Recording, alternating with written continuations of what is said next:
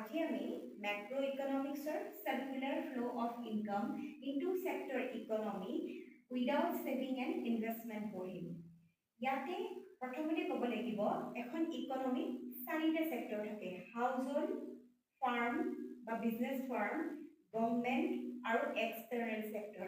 এক্সটাৰ্নাল sector মানে হৈছে হেতু সেক্টৰ যেটোৱে এখন দেশে আন এখন দেশৰ লগত এটা ট্ৰেড ৰিলেশনশিপ কৰিব পাৰে বা বৈদেশিক সম্পৰ্ক স্থাপন কৰিব পাৰে। ঠিক আছে, এটা সাৰ্কুলাৰ ফ্লো অফ ইনকাম মানে হৈছে এটা সেক্টৰৰ পৰা আন এটা সেক্টৰলৈকে বা এই দুই সেক্টৰসমূহৰ মাজত কিদৰে ইনকামটো ফ্লো হয় সেইটো নিৰ্ধাৰণ কৰে। ঠিক আছে, এতিয়া আমি পঢ়িম হাউজিং আৰু বিজনেস সেক্টৰৰ বা ফাৰ্মৰ মাজত সম্পৰ্কটো। হাউজিং সেক্টৰ মানে হৈছে এটা পৰিয়াল বা এখন ঘৰ বা এজন ব্যক্তি বা ব্যক্তিগত বুজে য'ত হাউজিং সেক্টৰে কি কৰে সদায় ফ্লো অফ ফেক্টৰ সাৰ্ভিস প্ৰদান কৰে কাম বিজনেস ফাৰ্ম বিলাকক। যেনে এখন ঘৰৰ পৰা এজন মানুহে লেবৰ হিচাপে কাম কৰিছে ফাৰ্ম এখনত আৰু ইন ৰিটাৰ্ণ ফাৰ্মখনে হাউজিংক কি দিছে ফেক্টৰ পেমেন্ট দিছে। ফেক্টৰ পেমেন্ট আমি পাইছো লেবাৰৰ কাৰণে ওয়েজ বা স্যালাৰি এইবিলাক দিব। ইন ৰিটাৰ্ণ কামৰ বিনিময়ত দিছে ফেক্টৰ পেমেন্ট। ঠিক এইদৰে এটুকুৰা মাটি এখন ঘৰৰ বা এজন মানুহৰ মালিক এজনৰ এটুকুৰা মাটি আছে, মাটি টুকুৰা ভাড়াত দিছে এখন বিজনেস ফাৰ্মক ফৰ প্ৰডাক্টিভ পাৰপাস। এনেইটো নিদিয়ে, তাৰ বিনিময়ত ফাৰ্মখনে কি দিব হাউজিংক দিব ৰেন্ট, ল্যান্ডৰ বিনিময়ত দিব ৰেন্ট। এইটা হৈছে আমাৰ ফেক্টৰস অফ প্ৰডাকশন। গতিকে এইদৰে আমাৰ ফ্লো অফ ফেক্টৰ আৰু ফেক্টৰ পেমেন্ট দুইটা হৈ থাকে দুখন ফাৰ্ম দুটা সেক্টৰৰ মাজত।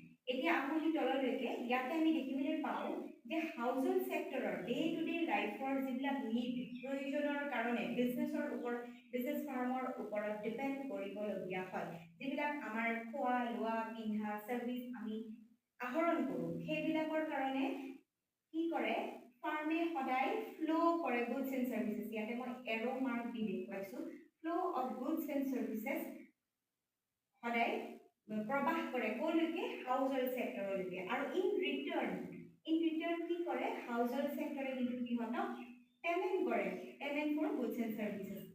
কাৰণ বিনা পইচাটো নিদিয়ে, ডেফিনেটলি বিনা পইচাটো নিদিয়ে, ইয়াৰ যেনিবা আমি পেমেন্ট কৰিব লাগে ঘৰলৈ।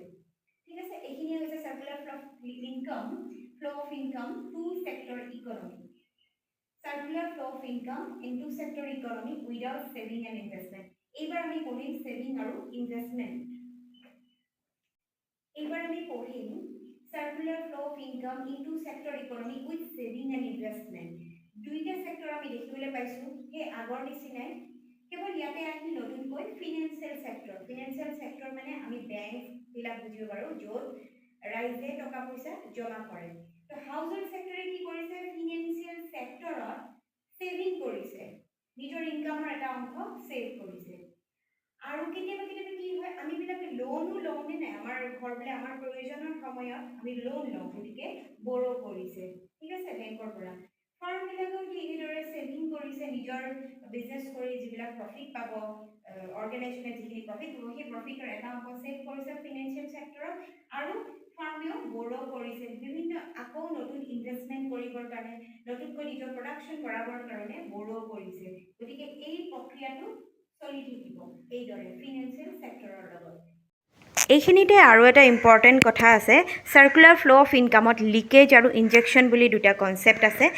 লিকেজ মানে যিয়ে সাৰ্কুলাৰ ফ্লো অফ ইনকামৰ পৰা ইনকামটো উলিয়াই পঠায়, ছেভিংছৰ জৰিয়তে ইনকামৰ এটা অংশ বেংকত জমা হয় অৰ্থাৎ ওলাই যায়। ঠিক সেইদৰে ইম্পৰ্ট কৰিলেও এখন দেশে আন এখন দেশৰ পৰা বস্তু কিনে অৰ্থাৎ টকা বেলেগ দেশলৈকে ওলাই যায়, এইটো হৈছে লিকেজ।